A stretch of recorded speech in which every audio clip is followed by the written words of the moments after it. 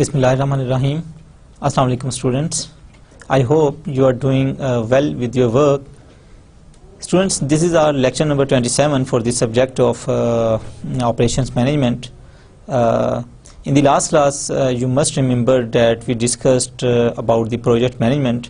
Project management is also a very important topic with respect to that operations management. Let's have a brief review what we discussed in our last lecture. Students, in our last lecture we discussed about the project, that what is a project actually and what are the different characteristics of the project, and we defined that a project is actually a unique, complex and interconnected activities having a single goal or purpose to be achieved within time, within budget and according to the specification. Then we discussed about the definition of project management, that is the application of different scientific tools, that how we can able to plan, organize, staff, finance and control the different activities of projects in order to achieve the predetermined objectives of the organization, that is within time, within budget and according to the specification. Then we discussed about some important tools and techniques which we can use in order to better manage our projects.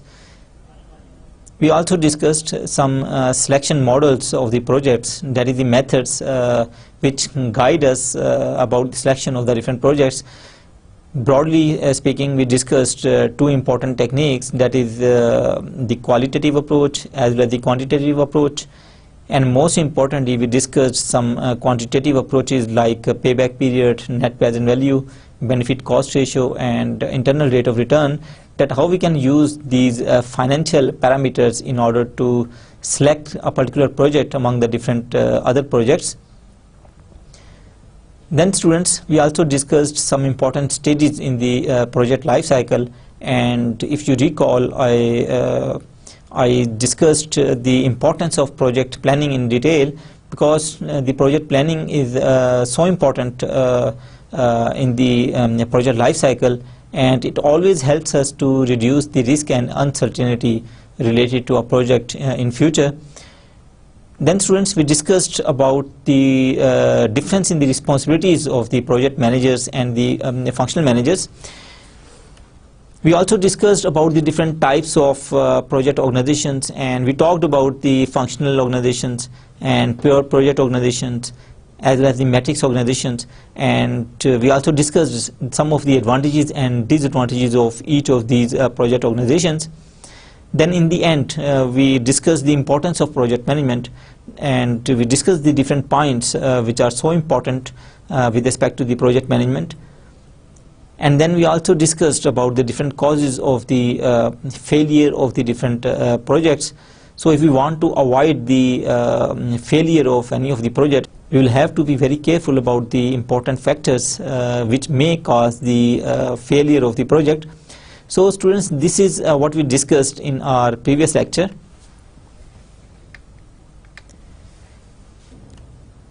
In our today's lecture, we will again continue that topic of project management, and we will discuss about a very important tool and technique in project management, that is PERT and CPM. In the last class I briefly told you about this technique, that is the program evaluation review technique and critical path method. In our today's lecture we will discuss this technique in detail. We will discuss the framework of PERT CPM.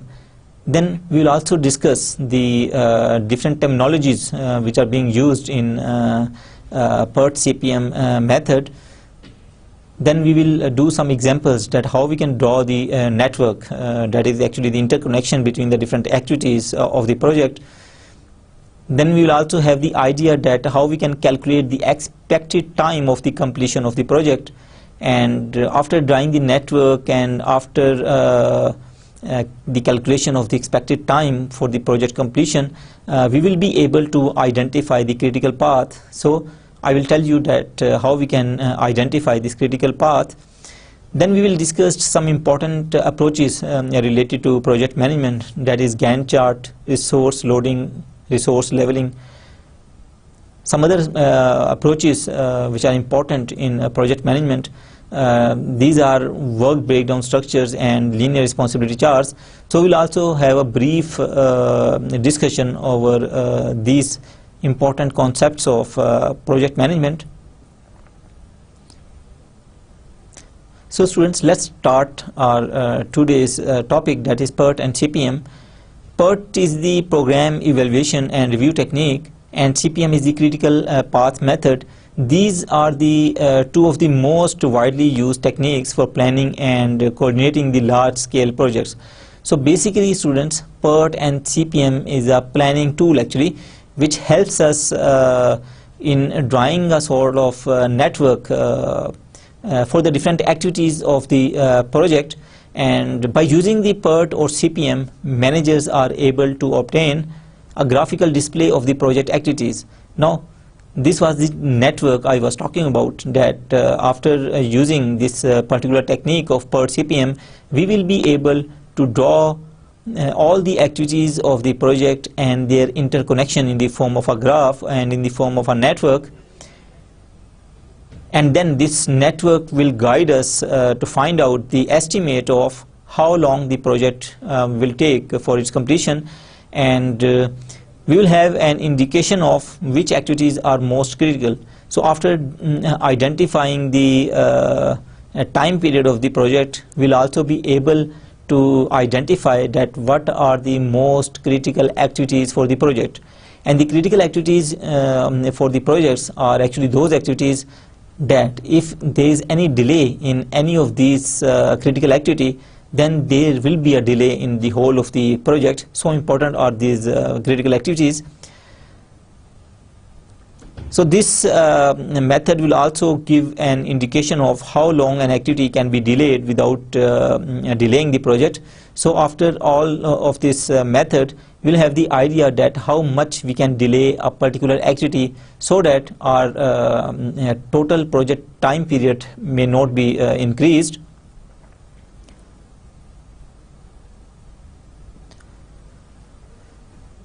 For proceeding with PERT CPM, following common 6 points have to be followed. Students, these are the very important points, and we'll also follow these important points when we are going to draw the PERT network diagram.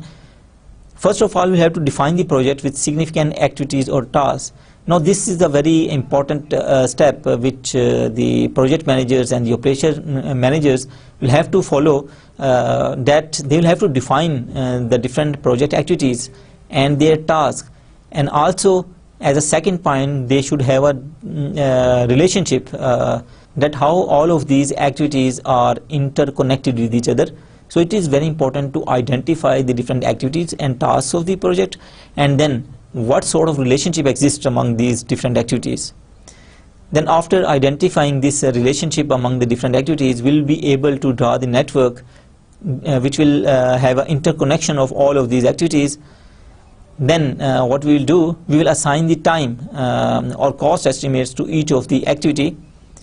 Then we will compute the critical path, and then we can always use this network to plan, schedule, monitor and control the project. So these are the different points which we will be able to achieve after that PERT CPM technique. Students, before we start solving some of the problems related to PERT CPM, let's have a brief review about the different terminologies which are used in PERT network. Now PERT, again, as I told you, that it is a technique of planning, scheduling and controlling the activities of a project, and it is abbreviated for program evaluation review technique. Then what is activity? Activity is actually a specific or set of tasks required by the project, and sometimes we can also define the activity as the actions taken to accomplish a task which consumes time and other organizational resources. And we generally denote the different activities of the project by arrows. So it is very important that we denote the different activities of the project by arrows when we draw the different activities in the form of our network diagram. Next one is the event. The outcome of one or more activities is said to be event, and we can also say that event is the starting and ending point of an activity. And again, it is a statement of accomplished task from which another activity starts, and events are generally represented by the circles, and sometimes we also call these circles as nodes. The network is the combination of all the activities and events, and it is actually a systematic diagram which shows the logical sequence and interrelationship between different events and activities of the project. Then after drawing the network, we identify the different paths for the completion of the project. And what is path? So path is the series of connected activities or events. Then critical path, we may have the different paths when we draw that particular network, and then we'll have to identify the critical path. Critical path is actually the longest path, and it is the path which has longest total duration of the project, and any delay in this particular path will delay the project. Actually, the purpose of identifying the critical path is to identify the critical activities, and the critical activities are those activities of the project that any delay in these particular critical activities will delay the project. So by identifying the critical path, we can have the idea that what are the most critical activities for our project. Then again, students, slack, or we can say float, it is the allowable slippage for a path. It means that what is the allowable time period between the two different activities, so that our project is not being delayed. So this allowable slippage for the time period is generally referred as slack. So students, these are some of the terminologies we generally use for drawing the PERT network diagram. Now this is a simple project network diagram. You can see that the different events are denoted by the circles, that is 1, 2, 3, 4, 5 and 6. You can see that there are 6 events. As I told you, that event is defined as the starting or ending point of an activity. So students, you can see that this is the starting point of the project, and this is the first event. Now the different activities are denoted by arrows. Now this is the activity, that is locate facility, and this is another activity, that is interviewing, and this is the event which is represented in the form of circle, and it is numbered as 2 and 3. So this is a sort of a network diagram, and this is the ending event of this network diagram. This one was the starting event, and this one is the ending event, and you can see that how these different activities are interlinked with each other. Now there are some very important points which you should have been noted at this particular diagram. Now you can see that this activity, that is locate facilities and interviewing, these are termed as the starting activities. We can always start both of these activities at the same time. Now you see that this activity is being ended at this particular event. So after completing this particular activity, what we can do, we can immediately start this activity and this activity. Similarly, after completing this interviewing activity, we can immediately start hire and training activity. And again, after this hiring and training and remodel and furniture setup activities are completed, then we will be able to start this move-in activity.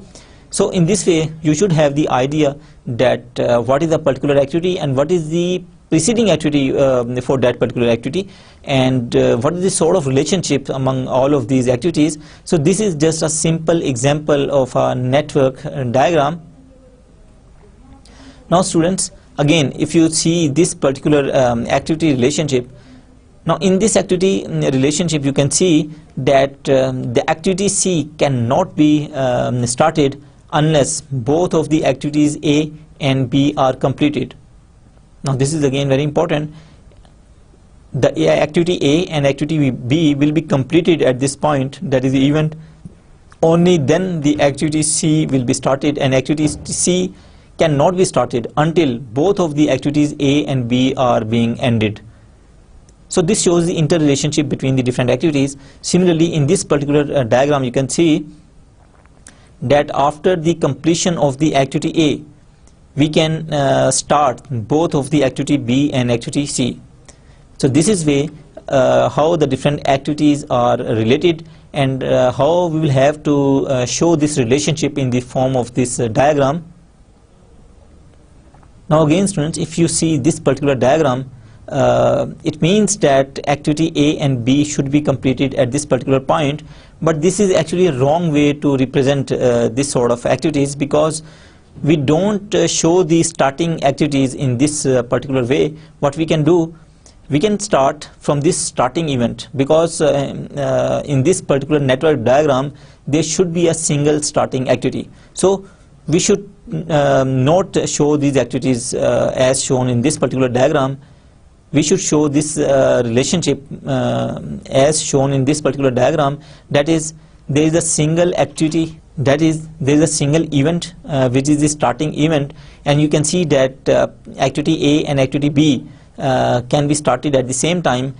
Now for the immediate and combined ending of both of the activities A and B, what we can do, we can do a sort of dummy activity, and as represented by this dotted lines. So this is a sort of dummy activity which we introduce ourselves in order to ending this particular activity A and B at the same event. So this is a way we can show these relationship between the activities A and B, and after this particular event you can start the activity C. So this way of relationship is not being recommended, and we always try to start from a single event. And again, if we have this sort of situation, we can always use that dummy activity for the interrelationships between the different activities. And dummy activity is a sort of activity which doesn't take any organizational resources, that is the time or cost, but it is generally being introduced for the representation purpose. Otherwise it may not have any sort of impact on this network or the project. Now students, let's discuss that how we can draw this particular network diagram. You can see in this particular case we have 5 different activities, that is A, B, C, D and E. Now there is another column, that is the preceding activity. It means that what is the preceding activity of this particular activity. Now A, you can see in this particular table that activity A and B has no preceding activity. All the activities which have no preceding activities are actually our starting activities. Now again students, I am repeating, all the activities which do not have any preceding activity are actually the starting activities. So it means that we can start from the activity A and B. The activity C has the preceding activity A. It means when A will be completed, we can start the activity C. Similarly, activity D has the preceding activity B. It means when activity B is completed, we can start the activity D. Similarly, activity E has the preceding activities as C and D. It means both of C and D will be completed, then we will be able to start the activity E. Now the expected time for the completion of each of these activities is also given in this particular table. So let's discuss students that how we can draw the PERT diagram for this particular information. Now students, as I told you that generally the different events are represented by the different circles. Generally we use this circle in order to represent an event, and sometimes we can divide this circle into 2 halves. In the left part of this half, we generally write the name of the different events. Now suppose we have written 1, it means this is the first event. And again we can divide the second half, that is the second right half of this circle, into the two different halves. And again the upper half shows actually the earliest event time. This is EET, that is earliest event time, and the lower half of this circle is LET, that is latest event time.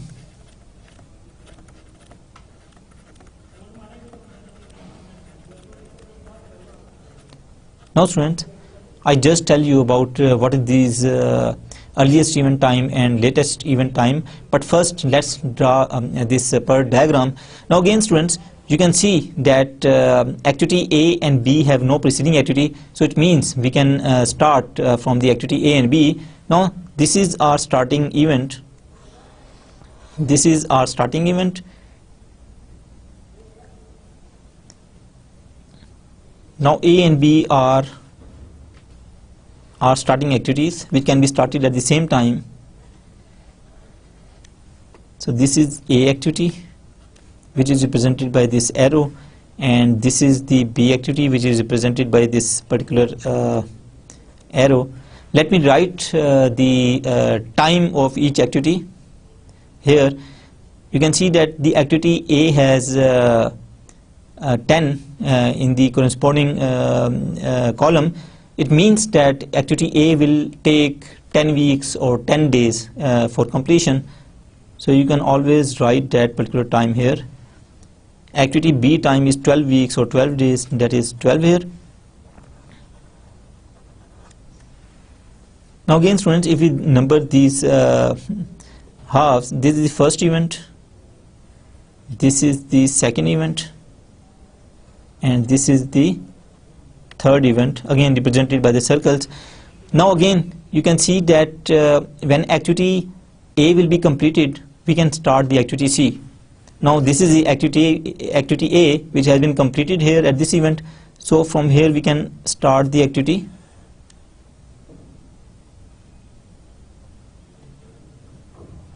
C. This is the activity C, and it has the time of 11, so we can write 11 here. Similarly students, you can see that the preceding activity of D is B, so it means when B is completed we can start the activity D. So this is B, it has been completed here, so it means we can start the activity D here. This is the activity D, and the time of the activity D is 16 weeks. You can always write that particular time here. Now students, when activity C and D both are completed, we can start the activity E. Activity E cannot be started unless both of the C and D are completed. So let me complete both of these activities at this particular event, and again this is the fourth event, and after completing the activity C and D we can actually start the activity E. This is the activity E, and again this is our ending event, which is the event number 5. So students, this is the first starting event and this is the ending event, that is the event number 5. So now what we'll have to do, we will have to find out that EET and LET, that is earliest event time and latest event time, which I told you. Now students, we can make this half into further two halves. Now its upper half will start from 0. It will always be 0 for the starting activity. Now what we will do, we will add this 0 to this time, that is 10. So 0 plus 10 will be equal to 10. So we will write 10 here in this particular event. This is 10. Similarly, if we move in this particular direction, students, this is 0. 0 plus 12 will be 12. So we will write 12 in this upper part of this circle. This is 12. Now students, again this 10 plus 11 will be 21. Now I am writing this 21 out of this circle. Again, if we move in this particular direction, you can see 12 plus 16 will be 28. So I am again writing this 28 out of this circle. Now why I am writing these two values out of the circle? Because you can see that at this particular event, two of the activities are meeting at the same point. So what we will do in this particular case, that we will find out the total time for both of the paths, that is this one, and the greatest value we will write here in this particular cell. You can see that out of 21 and 28, 28 is the greatest. So we will write 28 here, and then again the time for activity E is 8. So 28 plus 8 will be 36. So we will write the 36. Now students, what actually we did, we have find out the earliest event time for all of our events. So this is the way we can find out the earliest event time. Now there is important point to be noted here, that whenever the different activities meet at this same common point, you will have to calculate the time for all of the different paths, and then you will have to write down the maximum value when we are going to compute the earliest event time. Now students, from here this particular event, we will move in the backward direction. This starting point, that is the lower half of this circle, now that will remain 36. That will start from the same point which is written here in this particular half. So we will start from 36. Now when we will move backward, what we will do, we will subtract this particular time which we add when we were going forward. So when we will go move backward, we will subtract this particular time. Now 36 minus 8 will become 28. So we will write 28 here. Again 28 minus 11, it will become 17. So let's write the 17 here. Similarly 28 minus 16, this will become 12. So let me write 12 here. Now again students, we will subtract this particular time, that is 17 minus 10. This is equal to 7. So I'm writing that 7 outside of this circle. And again, if we move in this particular direction, this 12 minus 12 will be 0. Now again, why I have written both of these values out of the circle? Now we will select the minimum value, and we will write that minimum value in that particular half, that is 0 here. So when we will move backward for computing the latest event time, and at a point where the different activities meet each other, we will find out the relevant times, and then we will write down the minimum value in this particular half. So this is the way students we can draw this particular network diagram. And now we'll have to find out the critical path. And how we can find out the critical path? Critical path is that path where the earliest event time and latest event time are equal. So you can see students, at this particular event this 0 is equal to 0. At this particular point this 12 is equal to 12. So let me show this particular path with double arrow. And again at this particular point, earliest event time and latest event time are equal. So let me again show this particular point with double arrow. And again at this particular point, the latest event time and earliest event time are equal. So our critical path in this particular diagram is this one, that is B, D and E. B, D and E. So students, this is our critical path, and our critical activities are again B, D and E. It means if we have any delay in any of these activities, that is activity B, D or E, the whole of the project will be delayed. So that is very important to identify that what are those activities which are the critical activities, because the project manager now will have to give the due importance to these activities, because we cannot delay these activities. If these activities are delayed, the whole of the project will be delayed. So this is, students, how we draw this network diagram and how we find out the critical path. So students, in this way we can calculate the expected time by taking into account optimistic time, most probable time, and pessimistic time for the completion of a particular activity. And again, this is a sort of weighted average actually. You can see that the formula is T is equal to A plus 4M plus B over 6. It means we are giving 4 times importance or 4 times weightage to the most probable time with respect to the optimistic time and pessimistic time. So there may be the chance that in future there will be the normal conditions. So that's why we may have given this particular time, that is most probable time, the more importance. So accordingly, by finding out the particular importance or weightage for a particular time, you can always change this particular formula by assigning the relevant weights to each of this time. So students, let's discuss another example. Now suppose we have this illustration.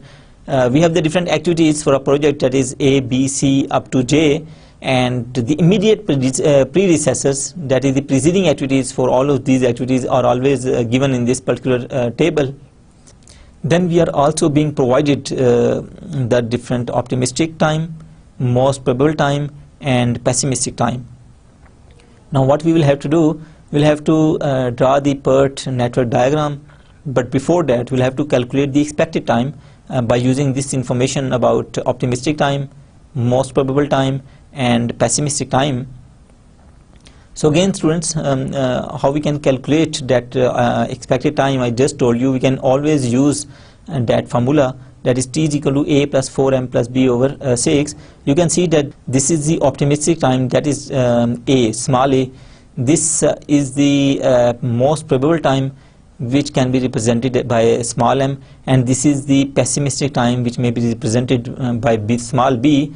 So all the values of small a, b, and c are given for the respective activities.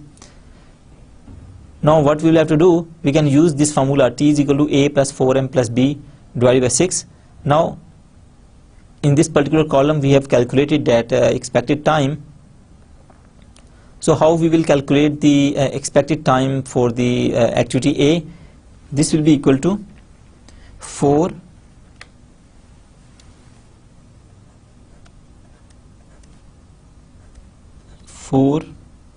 plus 4 into 5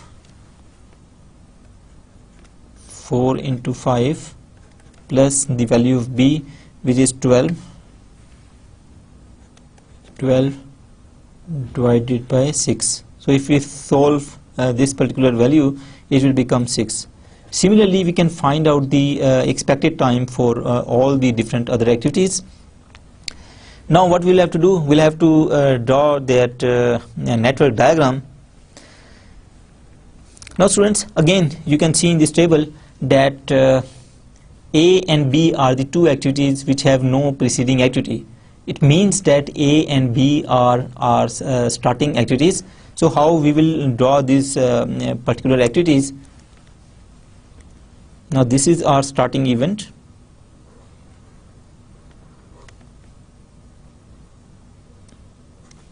These are our starting activities,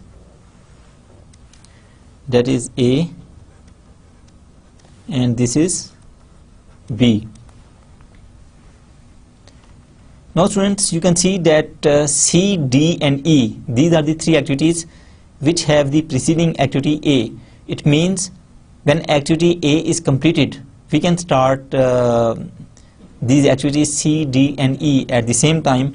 So let me complete this particular activity A at this particular event, and this is activity C, this is activity D, and this is activity E.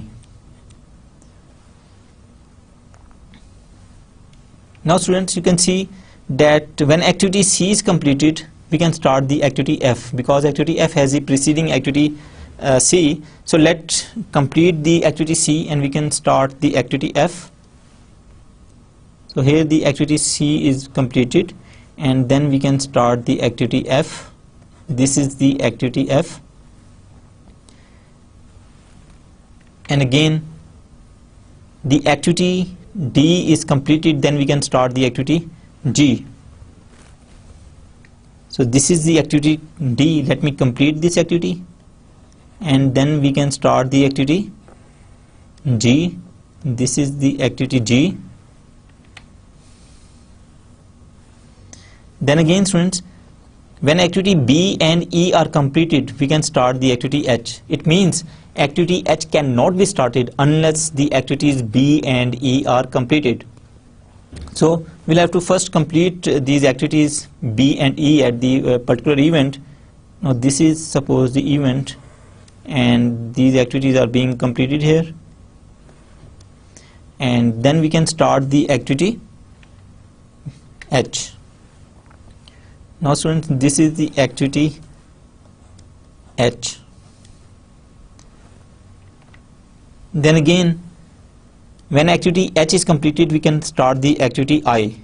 So let's complete this activity H. Let activity H is completed at this particular point and then we can start the activity I.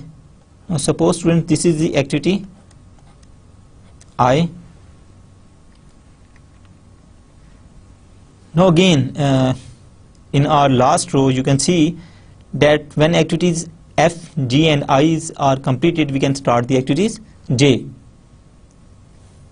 because this activity J has these preceding activities F, G and I, and it means that we cannot start the activity J unless all of these activities F, G and I are completed. So let's complete all of these activities at this particular event. Now here this I activity is completed, here this G activity is completed, and here this F activity is completed, and now we will be able to start the activity J.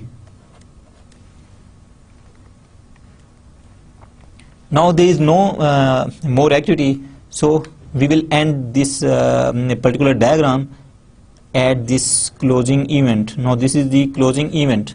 Now students, this is the way to draw the network diagram. Now what we do, we can give the numbers to all of these events again by initially dividing this circle into the two halves. This is event number 2, this is event number 3, this is 4. Hypothetically you can give the numbers 4, this is 5, this is 6, this is 7, and this is event number 8. So you can always give these numbering hypothetically. Now again students, let me write the expected time of each activity at their respective positions. The completion time or the expected time for activity A is computed as 6. So write 6 here, this is 6. The activity B has the expected time of 2. Activity C has the expected time of 3. Activity D, which we have just computed, is 5. Activity G has the expected time of 3. Activity H has the expected time of 4. This is 4. Activity I has the expected time of 2, and activity J has the expected time of 2. Activity F has the expected time of 2, so this is 2. Now what we will have to do, we will have to find out the earliest event time and latest event time for each of the event.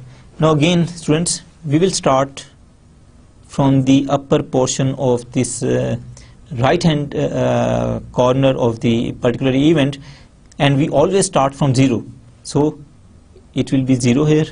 Now again, well, we will move forward, what we will do, we will add the activity time to this particular time written here. So 0 plus 6 will be equal to 6. So let me write 6 here, and if we move in this particular direction, 0 plus 2, it will be 2. So this is the earliest event time for this particular event, that is 2. Now again students, 6 plus 3, it will be 9. So this is 9 here, and if we move in the other direction, it will become 6 plus 5, and it will be 11. So this is 11, and 2 plus 4, this is equal to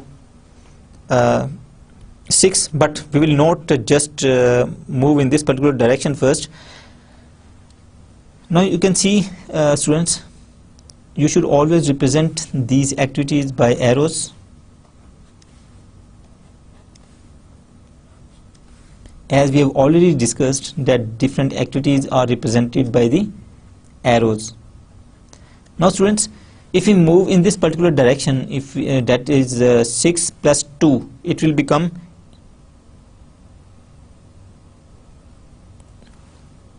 but let me write the expected time for activity E is 3.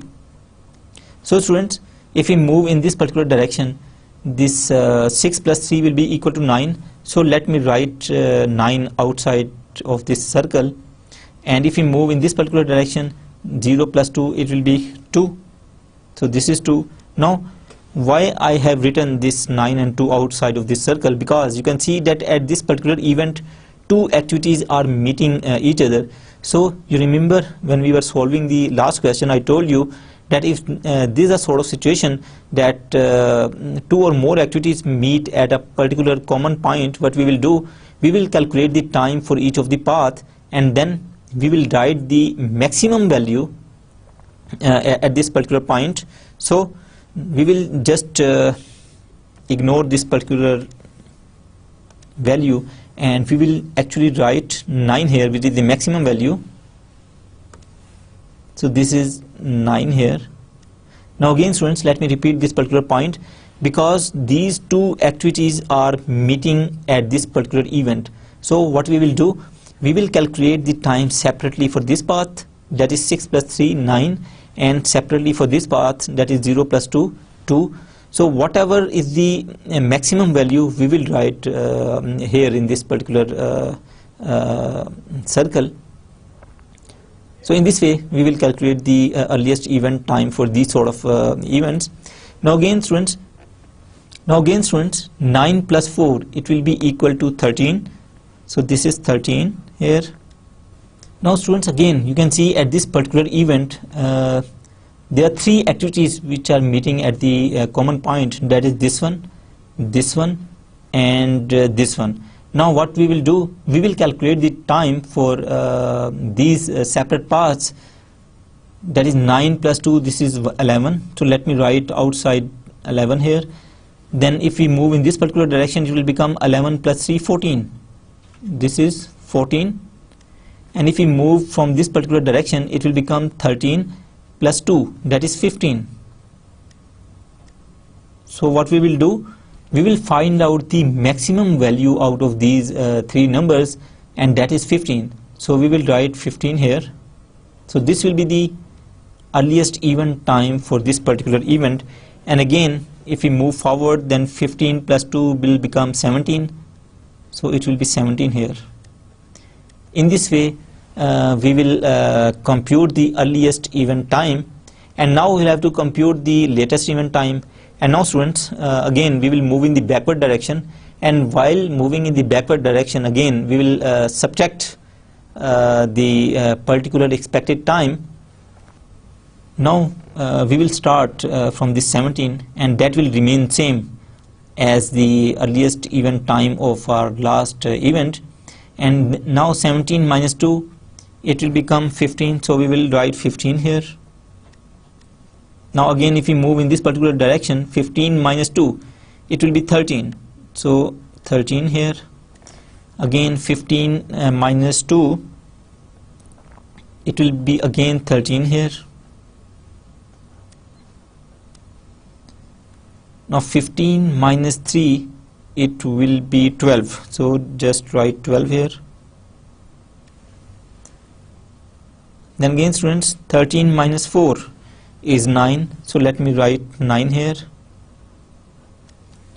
Similarly 13 minus 3, this is equal to 10, so let me write 10 here. Now why we are writing 10 outside of this circle? Now you can see that at this particular event, if we move backward, now this particular activity and this particular activity are meeting at the same common points. So what we will do, we will calculate the time for the different paths, and now in this particular case we will find out the minimum value, not the maximum value but the minimum value, because we are moving backward. Now students, for this particular path, 12 minus 5, it will be 7, so let me write 7 here. And again for this particular path, 9 minus 3 is equal to 6, so let me write 6 here.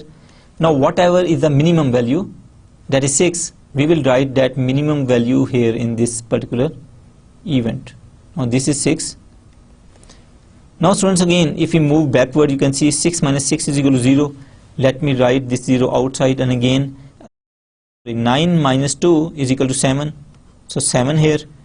Now out of 0 and 7, what is the minimum value? That is 0, so we will write 0 here. So in this way, by moving backward, we will have to fill down the different latest event times that is being represented in the right lower corner of this event. Now students, we are able to find out the critical path, and I told you about the critical path. That critical path is that path at which both of the earliest event time and latest event times are equal. Now if you see these particular paths, you can see that at this particular path, now this is earliest event time and latest event time are equal.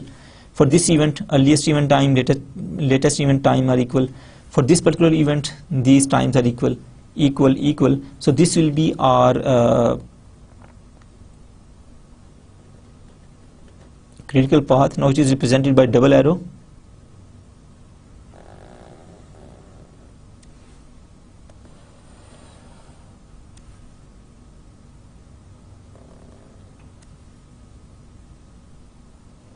Now this is our critical path, and what is the critical path? That is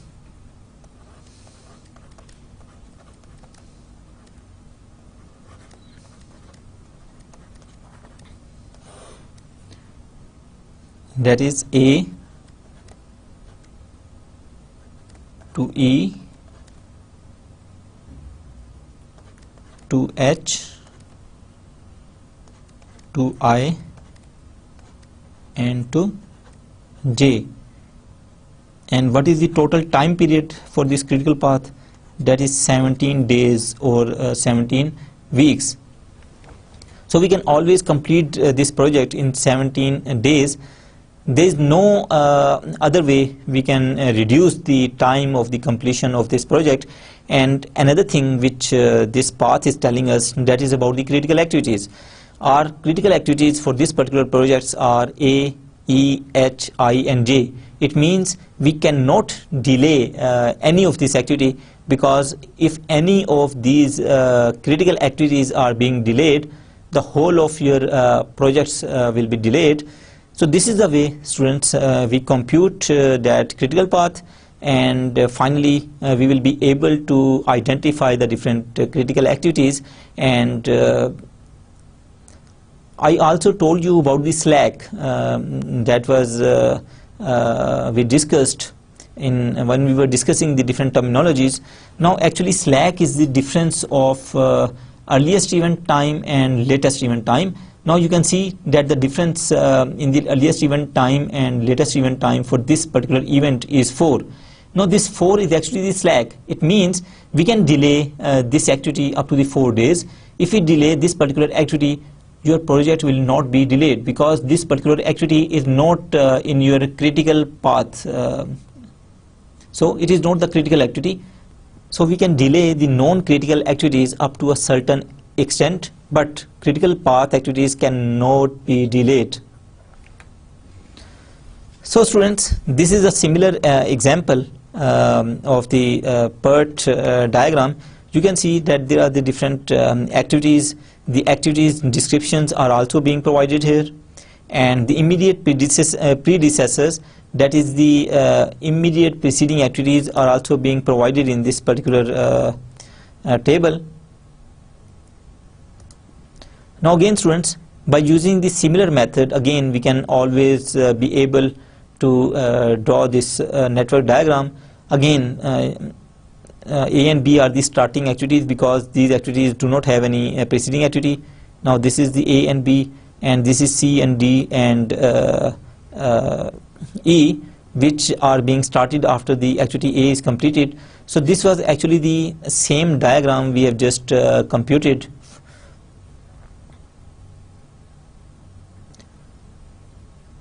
This is another example students. We have 5 different activities, that is overhaul machine 1, adjust machine 1, overhaul machine 2, adjust machine 2, and test system, that is the activity E, and the expected time of each of the activity is also being provided. Now in this particular case, we'll have to find out the sequence of the different activities. Now you can see that the activity A and C can be your starting activities, and we can always start the overhauling of the machine 1 and overhauling of machine 2 at the same time. So activity A and C in this particular case can be your starting activities. After the overhauling, we can always adjust the machines. So again, the adjustment may be started after the completion of these respective activities. And again, after the B and D is completed, we can start the activity E. So in this way, we can draw the network diagram for this particular project. And again, I have just told you the procedure to calculate the earliest event time and latest event time, and how we can identify the critical path. So now you are being able to identify the critical path for this particular example.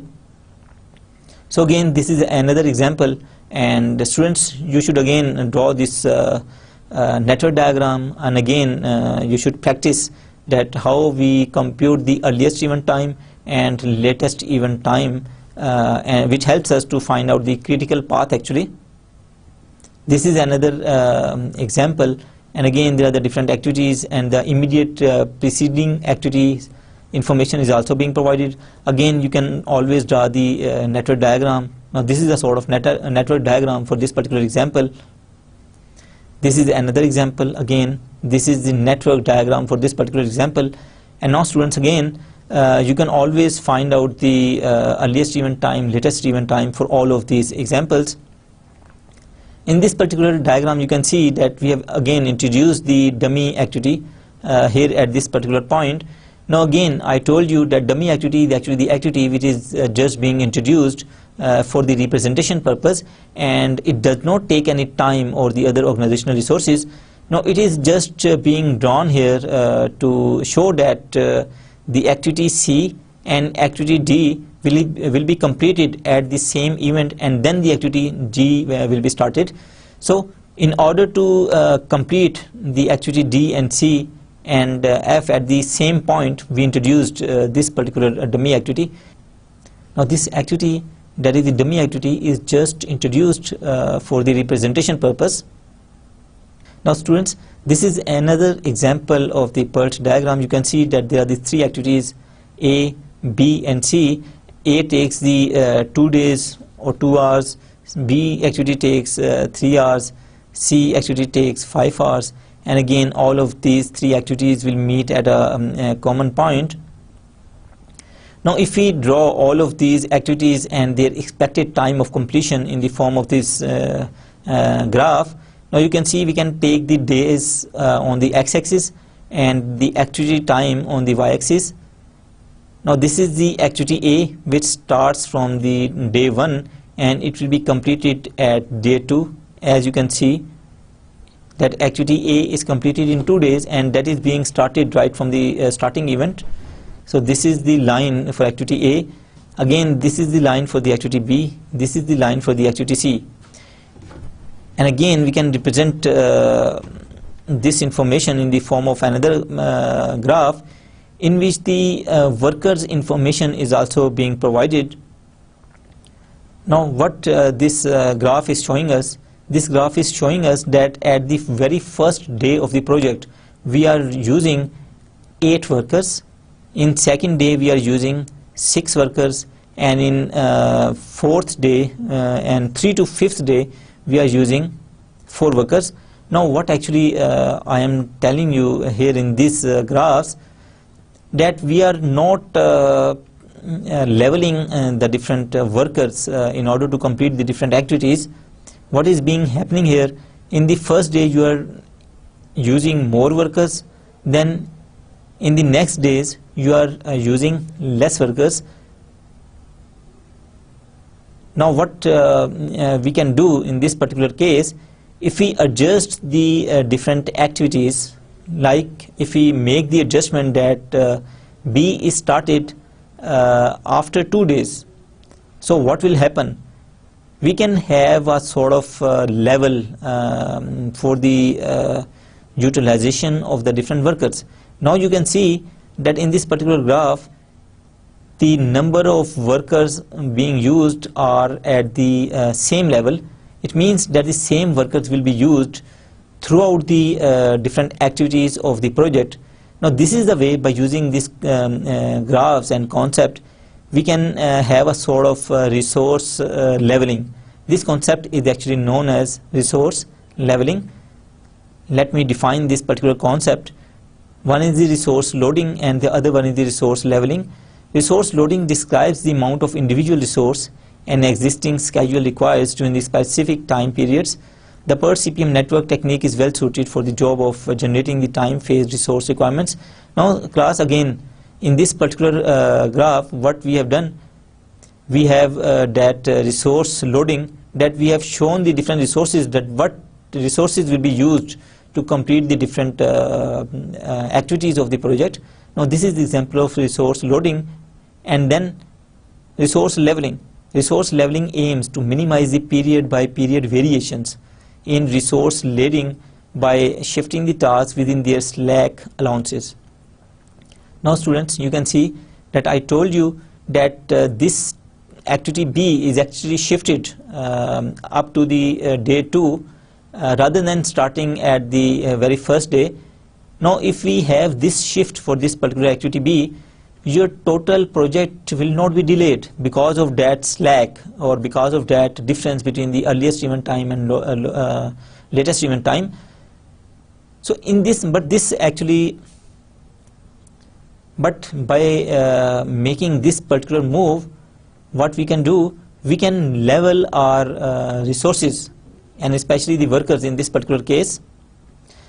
So this is the way we can load the different resources and we can level the different resources by using that concept of Gantt chart. Actually, this chart is actually known as the Gantt chart, which shows us that at what particular time period a particular activity is being started and at what particular time period the different activities are being ended.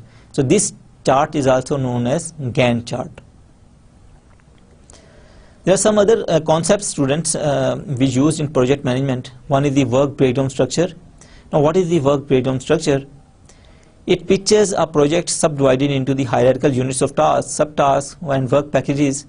Now what we do in that work breakdown structure, we divide a complete task into the different levels of the task, that is the subtasks. The project management software actually creates the work breakdown structures automatically, given that the action plans have been input. So we can always use the different softwares to create the work breakdown structures. Work breakdown structures are used in the form of outlines with the first level tasks at the left and successive levels appropriately indented. Now let's discuss this particular concept with the help of this diagram. Now students, you can see that these are the different main activities or tasks. Now all of these activities are being divided into the different tasks. Then again, these tasks are divided further into the different tasks, and this particular activity is being divided into these much subtasks. Now this method is actually known as work breakdown structure, in which we just break down our work systems into the different tasks and then into the different subtasks. Now, what is the purpose of these work breakdown structures? It helps us to find out that how each project contributes to the whole in terms of performance, responsibility, budget and schedule. Then list the vendors and subcontractors associated with the different tasks. So we can assign the different jobs related to these different subtasks with the help of that work breakdown structures. Then the documentation of all the parties have signed off on their various commitments to the projects. So again, the different documents related to the different subtasks may be documented properly.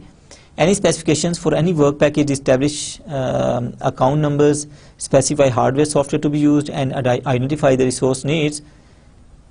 So actually, students, this work breakdown structure helps us at the very first instant to divide the different tasks into the different levels of tasks, and then we can allocate the different resources to these different levels of tasks.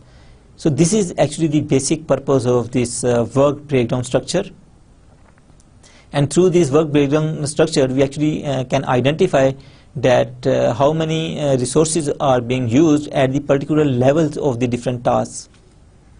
So using this particular information from the action plan, list the task breakdown in successively final levels of detail, continue until all the meaningful tasks or work packages have been identified, and each task can be individually planned, budgeted, scheduled, monitored and controlled.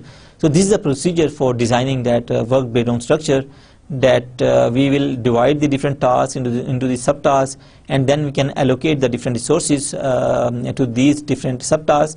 For each work package, identify the data relevant to the work breakdown structure, list the personnel and the organizations responsible for each task. So again, through this work breakdown structure, we can allocate the different responsibilities to each and every levels of the task. Now again, work breakdown structure is very helpful to construct a linear responsibility chart. This is another very important concept we use in project management, that helps actually to assign the different jobs to the different persons. And this linear responsibility chart again is being made with the help of that work breakdown structure. Now students, let's discuss this linear responsibility chart. You can see that we can use the different legends, like this triangle means responsibility.